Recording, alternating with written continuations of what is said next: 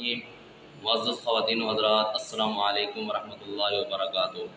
جیسا کہ ہم سب نے اپنے اپنے گھروں میں مرغے اور مرغیاں پال رکھی ہوتی ہیں کہ آپ علیہ الصلوۃ والسلام نے فرمایا لا تصبوا الدیگ، مرغ کو کبھی گالی مت دو۔ لوگوں نے گھر میں مرغے اور مرغیاں پال رکھے ہوتے ہیں، چیزوں کا نقصان کرتے ہیں، چیزوں کو بکھیر دیتے ہیں، تو یہ خواتین ان مرغوں کو گالیاں نکالتی ہیں۔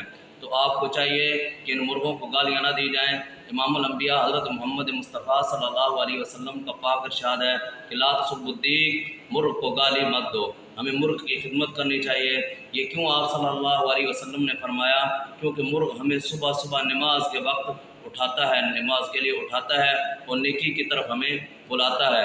یہ اس کی اس محنت کی وجہ سے امام الانبیاء حضرت محمد مصطفیٰ صلی اللہ علیہ وسلم نے اس کی تعریف کی ہے، کیونکہ جو چیز بھی آپ کو نیکی کی طرف بلاتی ہے وہ قابل تعریف ہے، لہٰذا مرغ کی تعریف ہونی چاہیے۔ اس لیے امام الانبیاء نے فرمایا کہ مرغ کو کبھی گالی مت دو۔